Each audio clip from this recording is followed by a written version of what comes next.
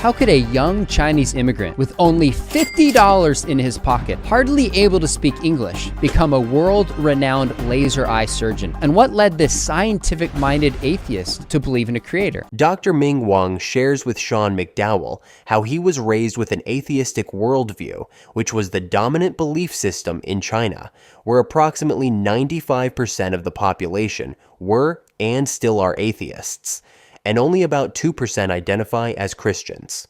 During the Cultural Revolution, religion and intellectual pursuits were heavily suppressed. Books were banned, and individuals caught possessing them faced severe consequences. Despite this, Dr. Wang's father secretly read Chinese poetic books to him, instilling a love for knowledge and deeper thinking. Growing up in an environment where faith was virtually non-existent, he had no exposure to Christianity. However, his journey to America and his later experiences in science and medicine led him to question atheism and eventually discover faith in Jesus Christ. His story highlights the power of knowledge and truth in overcoming ideological oppression and finding true spiritual fulfillment. Talk a little bit about your family in terms of religious beliefs. Obviously, in China, the state religion is and was atheism. Was that your beliefs? Did there come a point where you're like, I'm an atheist, or was it just what you assumed about the world because your parents and everybody around you believed? Yeah, 95% of people in China were and are still atheists today. And so out of the 5%, and I think probably a few percent, maybe 2 or 3% Christians, and the rest various different Buddhists is very big. So most of the people are atheists, and so was me, my parents, and my brother. So I brought up in an atheist family. Even though I was brought up in an atheist family, but it was a family that respecting tradition, that respects knowledge, scholarship. And so despite the fact during the Cultural Revolution we were not allowed to read anything other than government assigned books, but that always had little books of ancient poets, Chinese poets, and different books that hiding on the shelves behind the official government read book. That he read these to me, so that very early on he has instilled in me a curiosity towards the world beyond China, beyond the time we live, but also a broader view about the world, not just Eastern viewpoints, life views, but also Western and world views. In this interview with Sean, Dr. Ming Wang shares his experiences as an international student in the United States, arriving with limited English skills and facing numerous challenges. Despite the language barrier and instances of discrimination, he remains deeply grateful for the overwhelming kindness and support he received from Americans while pursuing his PhD and MD degrees. He acknowledges the foundational principles that have made America a beacon of opportunity, crediting the values enshrined in the U.S. Constitution and the Bible for fostering individual freedom and human dignity. Dr. Wang emphasizes that these values create an environment where hard work and perseverance can lead to success, regardless of background. And you came to get your MD. Were you already enrolled? Did you just show up and apply? Like, how did you get into Harvard? I actually first went to University of Maryland when I first came. I could not get into medical school right away. I studied a subject that many American students want to study, which is classical physics, quantum mechanics, laser physics.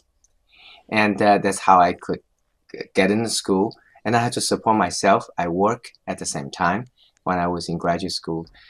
So I got a PhD degree in laser physics from Maryland, and then finished postdoc at MIT. And then that was 1987. I was 26 years old. Then I thought, well, now I have the technical background. This is a free country. And since I always wanted to become a doctor ever since I was a kid, now it's the time to do it.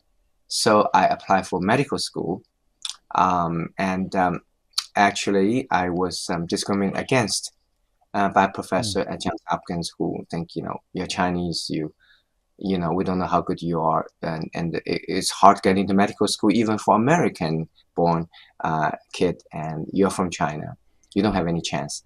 But that actually inspired me to work even harder. Yeah. And I said, well, I fought once after Cultural Revolution. That was for myself to have freedom. Now I could fight again, uh, to get into medical school, but also not just for myself, but for anybody who has been discriminated against.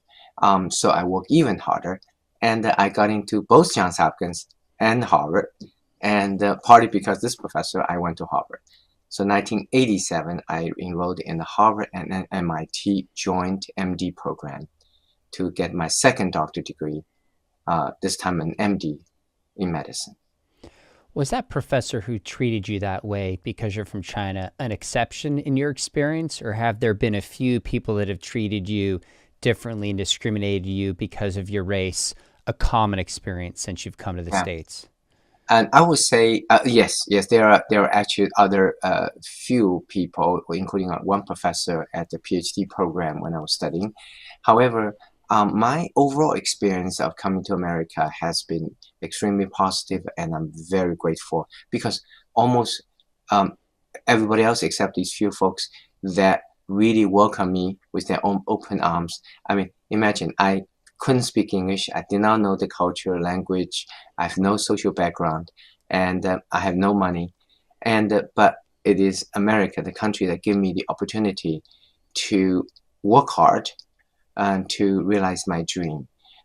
So I think the people from around the world, like myself, many immigrants and refugees, and the people put their lives sometimes on the line so they can come here.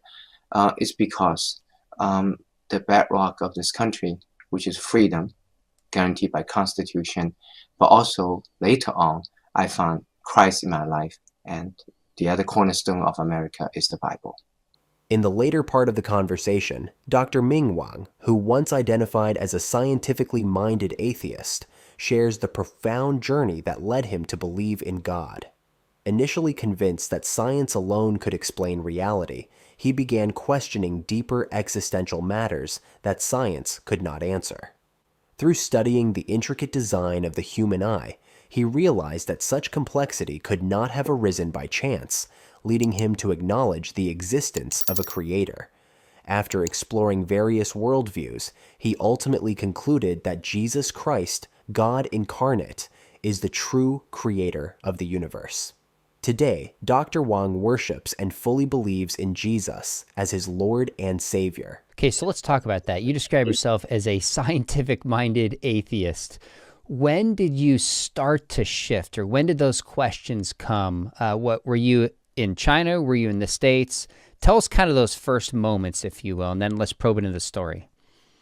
I actually, I was not, obviously not born as a Christian. I was born as an atheist, and I came to America as an atheist, just like the Chinese student in the book and the movie God's Not There, written by our mutual friends, Dr. Rice Brooks. And just like that student, that student life is inspired by my life story Mm. in the movie God's Not There. So I came to this country. I was not interested in anything else except science because I, for all my life, finally had the opportunity to study science. I was not going to be distracted by anything else. But then after the PhD program, PhD degree in laser physics, and then I got my, the second doctorate degree program, an MD at Harvard. It was in a study of medicine. In fact, in a study of the human eye, Hmm. that's the seed of eventually become a believer was started. I was studying the human eye, and because I wanted to become a laser eye surgeon, since I had the laser background PhD, if I study MD and medicine and particularly eye, I could be a very unique laser eye surgeon who knows medicine and also laser technology. I was studying this human eye, and something became clear and clear to me that it's interesting that in our human brain, all of us, in each of our head, half of the brain neurons, half are involved in vision. So that the vision is disproportionately important for human survival than almost any other senses, touching, speaking, hearing. So because so much neurons involved in the vision signal capturing, processing, interpretation, and it quickly became clear to me that with a scientific background, PhD in laser physics, and I realized that it is just impossible that the atheist worldview would hold. That means how could all these trillions of cells that combine themselves form a functional eye in a short span of 9 months, 10 months during the a child during the pregnancy for a child. So there's just so many things can go wrong that most of us should be born blind, but yet most of us are born with a sight. We can see. So I started asking a professor this question. I said, how could all this complicated eye part, neurons and photoreceptors that form in such a short period of time, which is such a near perfection, and out of random? So I kept on pestering him with these questions that basically my worldview, atheist worldview, was in crisis. I could not answer a basic important question like human eye structure. So finally he took me out for lunch and he said, Ming, what's across the street? I said, that's a car. He said, what's the difference between a car and a human eye? I said, human eye is a lot more complicated. He said, okay, can you imagine how a random piece of metal on the street assemble itself into a car? I said, no way. Then he leaned over. He said, how about human eye? And so right there, he basically just opened a window in my life, making me realize that the reason the human eye being so complicated, but yet can form nearly so perfectly nearly every time, is because it is not formed out of randomness that atheist worldview will hold, but it was formed with a specific purpose, and that purpose is vision. So there's a designer, there's a creator behind it all. And of course, going from that, realizing there's a creator, to eventually become a Christian who realized that the creator has a name in Jesus Christ. Christ died for our sin at the cross. And, that's a long process, which was described in my autobiography book, which I have a copy, called From Darkness to Sight.